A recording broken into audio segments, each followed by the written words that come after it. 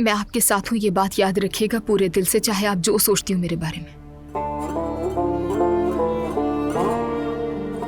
आप अब भी कुछ नहीं कहेंगे?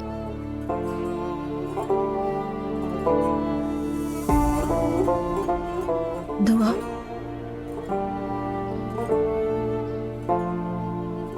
जानती हूं अल्लाह तुम्हें हमेशा खुश रखे,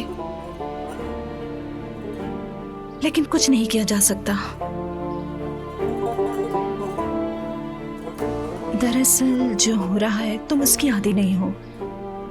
तुम्हें अजीब लगता है, लेकिन यही मेरा नसीब है। नूरापा, ये आपका नसीब वगैरह नहीं है, ये सिर्फ और सिर्फ आपके खानदान की जबरदस्ती है और आपको मजबूर किया जा रहा है।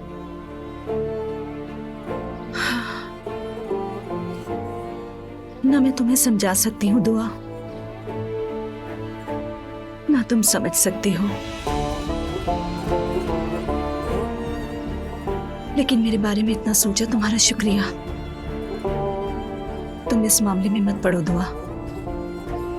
अजलान और तुम्हारा रिश्ता अभी संभला है, कोई और नया मसला ही ना खड़ा हो जाए।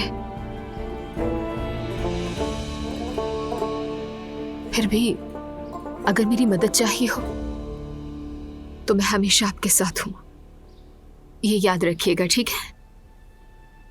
जानती हूँ।